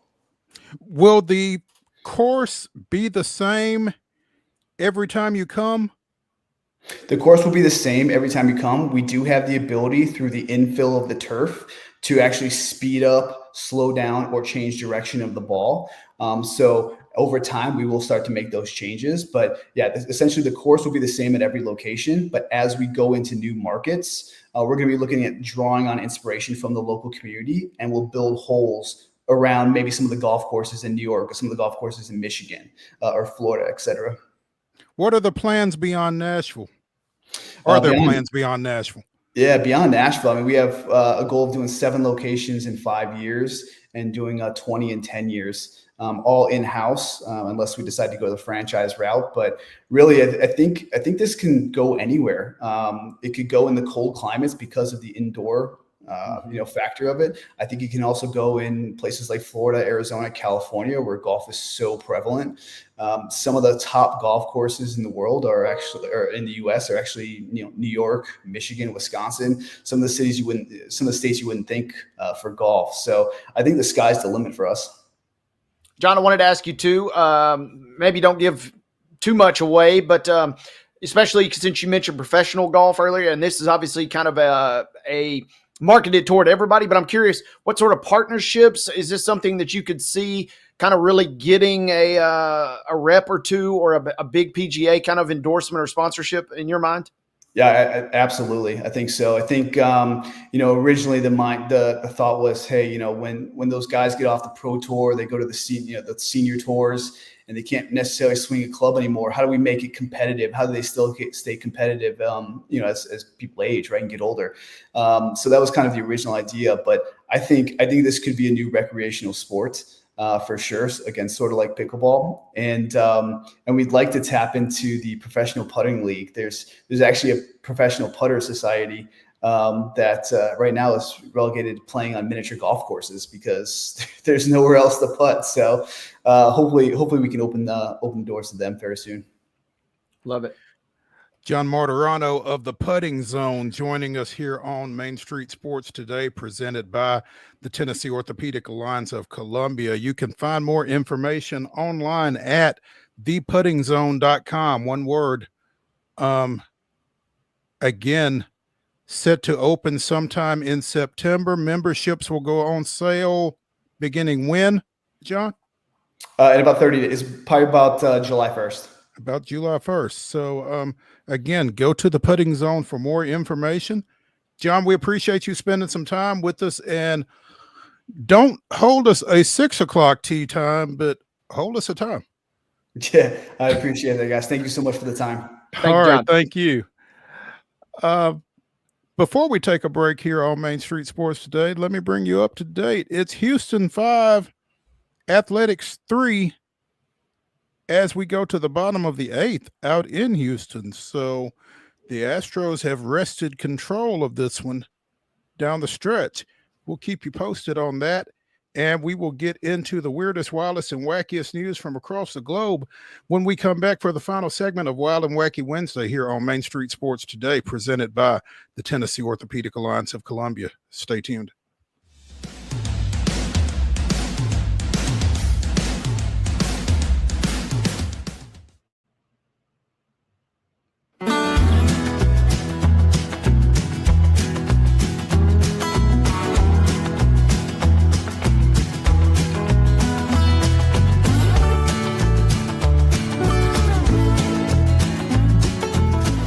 Sarah at the Omni Nashville Hotel. Come see us at Bar Lions.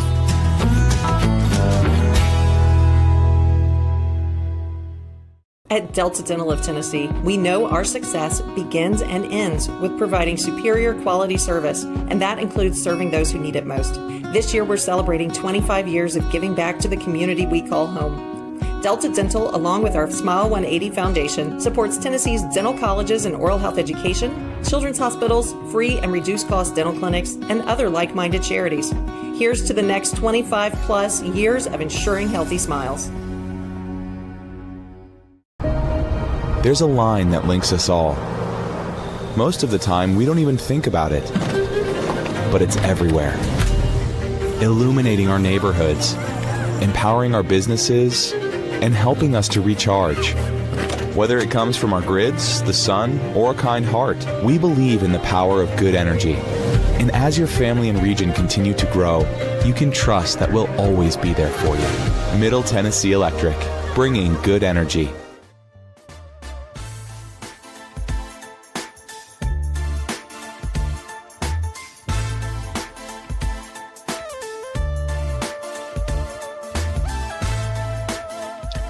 It's the final segment of Wild and Wacky Wednesday here on Main Street Sports Today, presented by the Tennessee Orthopedic Alliance of Columbia, which means it's time for Wild and Wacky Wednesday, the weirdest, wildest, and wackiest news from across the globe. And we will start by picking up a story that Wade mentioned during Top 5 Tuesday yesterday. LSU Shreveport,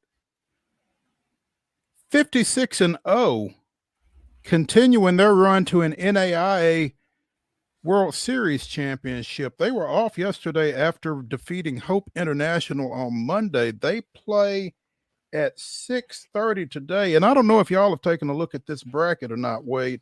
It's one of the more convoluted things I've ever seen. But they play Southeastern out of Florida. That's a 6:30 start time. And I assume that's 6:30 Lewiston, Idaho time, where they're playing out at Lewis and Clark State. But it looks as if I'm reading this thing right, they are 1, 2, 3, 4 wins away from a national championship and an undefeated season. Now, it is double elim. They could lose and still win it. But, I mean, if you've come this far undefeated, 56-0, you might as well, as they said in Major League, win the whole damn thing, right? Yeah, absolutely. I mean, that will be the fascinating piece of this tournament for them is one loss that you just mentioned will not eliminate them. But when you've won 56 in a row, I feel confident that's the nation's longest win streak. I could be wrong, but I feel confident.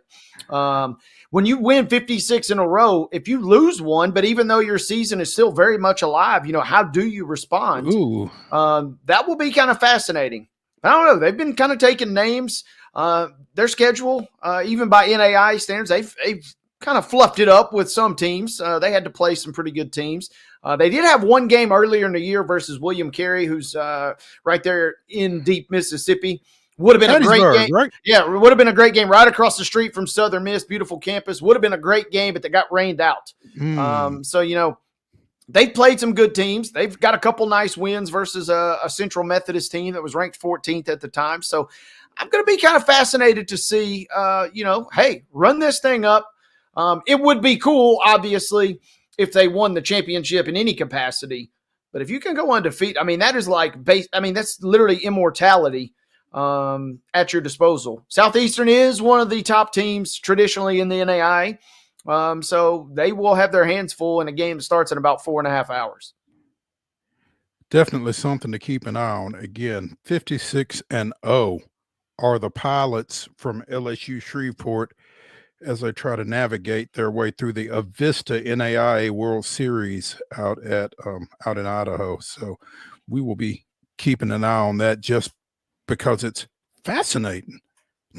56-0. You're right. I can't imagine anybody else having won that many straight. We probably should have discussed this one while we had Heather with us. Wade, did you watch the Wienermobile 500? I did not watch that, and I didn't watch the actual. Well, hang on. I feel like we're two different. I saw pictures of the Wienermobile race, and you know the tagline that I saw was name something that's better than this, and you know I started thinking I really couldn't. So no, I didn't get to catch it live, but I did loosely follow a little bit. I was also under the impression you were talking about a weenie dog race, which also would have been just as captivating as the actual mobiles, which is always a sight to see when you're cruising down 65, and it doesn't happen very often. But every now and again, you catch one, you got to stop and take a picture. Isn't that wild? As long as you're in the passenger seat. Yeah, just see one out somewhere like that. But yeah, Slaw Dog defeated Chicago Dog by half a bun to win the inaugural Wiener 500. It was a 2-lap race around Indianapolis Motor Speedway. I think it took place on Friday. I watched a little video of it. I don't think they got much more than right at 40 miles an hour because those things are pretty big and pretty unwieldy, but it was really fascinating to watch. Again, well, especially think about that, especially for the Chicago Dog, you got the pickle attached. I mean, it probably adds a little extra mechanic there, a little less aerodynamic at your disposal. But I do feel confident. I'm glad it's the two best dogs that were Chicago and Slaw Dog are the two best hot dogs. Absolutely. The Slaw Dog nipped the Chicago Dog. You also had the Chili Dog, the New York Dog, the Seattle Dog, and the Sonoran Dog in competition there. But yeah, it was the Slaw Dog by half a bun there in that 2-lap 5-mile race on Friday. Slaw Dog caught Chi Dog down the stretch for the win. So the folks in Fayetteville will be disappointed by that. They got the Slaw Dog Festival every year in April. They're going to have to kind of step their game up, it seems like, after they got nipped by the Chicago Dog this year. No, the Slaw Dog won. Slaw Dog beat Chicago Dog. Oh, okay. I had that backwards. Yeah. Okay. All right. Yes. If you're I don't know who the mayor is of Fayetteville, but we got to get on the horn and say, hey, let's hype this thing up here. I had that backwards. Now I feel a little miffed. No, I'm miffed. Chicago Dog is the best. So I'm a little disappointed that he couldn't gut it out at the end versus the Slaw Dog there. I had everything backwards. Slaw Dog caught him right at the end there. Yeah. The fathers in Fayetteville need to try to get the Slaw Dog down there, it would seem like to me, and bring the trophy with. Hey, and you know what's crazy? As wild as the Indy 500s is supposedly in that Coke lot and, the Snake Pit, can you imagine how bonkers it is? You got everybody getting to town on Friday. Yeah, you watch qualifying, you watch a little practice, but you're really there to see the Wienermobiles race. The Coke lot, the amount of brain cells that were probably lost in the lot on Friday, probably at an all-time high. But the good news is you probably had at least something to eat to kind of absorb some of the booze there. Yeah, without question. Not sure how fast she was going, probably faster than the Wienermobiles, but legendary Olympic gymnast Mary Lou Retton was arrested in West Virginia recently on suspicions of driving under the influence. Earlier this month, her Porsche was spotted being driven erratically when she was pulled over by police in her West Virginia hometown of Fairmont. She smelled of alcohol and was slurring her words, failed a field sobriety test, and a container of wine was observed in her passenger seat. Refused a roadside breath test and a blood test. Was released from custody after paying a $1,500 personal recognizance bond. And so I guess now this kind of goes into the legal channels. Retton won the all-around at the 1984 Los Angeles Olympics at the age of 16. She was the first U.S. female gymnast to do so. 2 silver and 2 bronze medals as well, helping bring gymnastics into the mainstream in the U.S. And now she's dealing with some legal issues. It's unfortunate. That's tough, man. It sounds like, hopefully everybody was safe, at the end of the day, but sounds like she's in some trouble. Man, I didn't know. I had forgotten about this, but that's where Nick Saban's from. Maybe, he may not have that much pull, but I feel like Nick Saban could probably maybe make a phone call if she really got desperate and needed to get out of a situation there. And I guess, she was an Olympian in 1984, so it might be a deal where right now maybe Nick does have a little bit more swing than she does at this point. But an Olympic gold medalist needing somebody to go to bat for. Also too, I'm looking the population about 18,000 there. How many Porsches are cruising around the streets of Fairmont? Yeah, not a lot. That wasn't my car. Oh, yeah, well, there's only one other Porsche in town, and that wasn't you. And we know where it was. Yeah. Yeah. Staying in the sports realm here on Wild and Wacky Wednesday, Darren Ruff, former Major League Baseball player, is suing the Cincinnati Reds. Apparently, on June 2nd, 2023, he ran into an unpadded metal tarp roller, chasing a foul ball, I presume, and injured his knee. Has not played Major League Baseball since. He played in 7 games at the AAA level after that. But again, he is suing the Reds for negligence in failing to maintain safe field conditions, citing negligent and reckless conduct from the grounds crew to leave the tarp in such a fashion. This didn't need to happen. I wish it didn't happen. Players shouldn't have to worry about hidden hazards like that on a major league field. I don't know. According to the complaint, Ruff suffered permanent and substantial deformities to his knee. His legal counsel says leaving an unpadded metal roller on the edge of the field is inexcusable.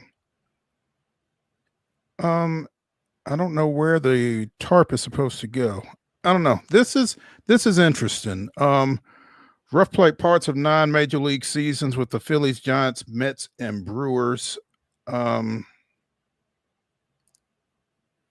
hate to see anybody get hurt. It's tough to miss those tarps. So I'll be fascinated to see where this goes. I love when the lawyer speak comes out on this. This was an obvious and avoidable risk. I'm just picturing everybody all buttoned up right outside the courthouse, delivering this. I'll be real. I could make an argument one way or the other. I could make an argument, hey, look where you're going. I mean, you're at a major league ballpark, or you're at a professional baseball park. I mean, what did you think was going to be out there? I could also make, an argument. Hey, it shouldn't have been there. Yeah, where we could have maybe found somewhere else for that. Makes me wonder too about the A's and their situation out in Sacramento. I mean, we just talked about the manager having to walk like 2 miles when he gets thrown out of the game the other day. Where the hell do they put the tarps at if they got the manager walking 2 miles out there? I wonder if they've got tarp though now that it's artificial turf. I mean, not even have to worry about anything there. Yeah, it's interesting. This is going to be worth keeping an eye on, I think. Yeah, someone should have been keeping an eye on it. Well, anyway, I see what you did there. An Oregon man, no relation to Florida man, but Oliver Widger quit his job at a tire company in Oregon, liquidated his retirement savings, bought a sailboat, got on it with his cat Phoenix in April, and sailed to Hawaii. It was a weeks-long journey, but they finally docked at the Waikiki Yacht Club in Oahu earlier this month. Quit his job with no money, no plan, and $10,000 worth of debt, and the goal of buying a sailboat and sailing around the world. And there's Phoenix parked in a seat on the sailboat. I bet that cat had no idea what they were in for. I was wondering how long it takes to sail from Oregon to Hawaii. Weeks. Doesn't necessarily say how many, but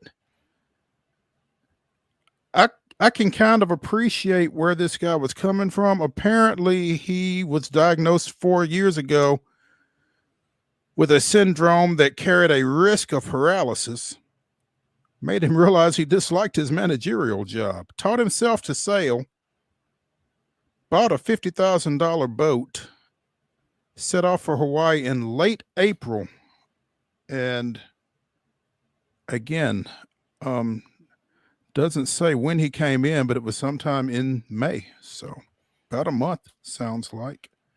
I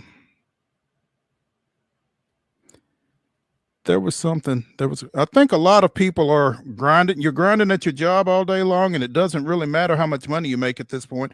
Everybody's just trying to do enough to get by, and that just wears you out. It's just the world's in a weird place, and I think that people have seen that it's possible to break out. So.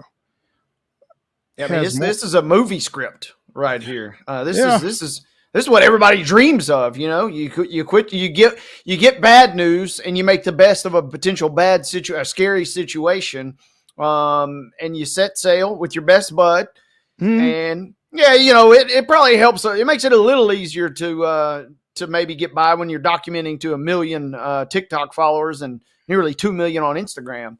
But that's a dream. I mean, you just set sail and say, hey, you know what? I'm packing up and I'm moving out west, or, I'm packing up and, hey, I'm setting sail. And I don't know how it's going to end up. My goal is Hawaii. But kudos to him for kind of taking the chance. And, I did wonder, though, if they were anticipating him arriving. Did he book a room? Was there somebody to greet him there? How did that play out? Or, you show up. You said he had $10,000 in debt. That might get you 2 nights out there at Waikiki right. At that point. So, hopefully he landed at a place that was welcoming because that is a cool story. Movie-esque, in my opinion. Well, you can probably find out he's got more than 1 million TikTok followers and another 1.7 million on IG. So, yeah, you can keep. That's what I'm saying. Yeah, it makes it a lot easier to keep yourself going when you got, 2.7 million folks tuned in kind of on your every move there. Yeah. Said he may travel next to French Polynesia, but he's been focused on getting to Hawaii and not on what he'd do after that. He also said he needs to make repairs to his boat. Yeah, that's probably a good idea. We've seen some bad stories too, with folks trying to swim across waters, running into whales, running into sharks. I mean, so losing their way. Yeah. I mean, props on him for navigating. And again, I still always wonder, How you got cell phone service? How you broadcasting to 2.7 million social media followers out in the middle of the Pacific? Right. Yep. I don't know. I won't find out. But anyway, so there was a woman who flew into Lambert International in St. Louis with 43 pounds of marijuana in 2 suitcases. She did not get out of the airport. The lead to this story, if you're wondering if you can transport marijuana while traveling through St. Louis's Lambert International Airport, the answer is no, especially if there's more than 40 pounds of the stuff in your checked luggage. 40 pounds of marijuana. Not my St. Louis is what everybody's saying, right? Not here. So apparently she was departing St. Louis to head to Frankfurt, Germany. I don't know what 43.5 pounds worth of marijuana is worth in Frankfurt, and I don't guess we're going to find out because it didn't get there. She's dealing with the Customs and Border Protection Agency at this point, and I don't imagine that's going to go well. So 40 pounds. You know, I mean, I'm peeing down my leg when I come back into the country, and I'm running through all the things that's in my suitcase that I think are legal. But I might have brought back like a clamshell that might be illegal. That's the type of fear that I have when I see these customs agents. Right. My girl was rolling through with 43.5 pounds with the confidence unlike anybody's ever seen before. Clearly. I cannot imagine. I cannot imagine, literally, because I'm too pretty to go to jail, as my mom would say. Speaking of jail, a woman in New York, well, she was in New York. She was trying to get to Paris. She's from Russia, but was convicted for stowing away. Tried to get on a flight from New York to Paris without a boarding pass. Slipped past security and airline gate agents at JFK last year. Svetlana Dali was found guilty of stowing away. I don't guess she actually stowed away, but she attempted to by trying to get on a plane without a ticket. So no sentencing date has been set yet. She faces up to 6 months. She's already served 5. So she's from Russia originally with U.S. residency. So I would imagine she does another month and gets kicked out.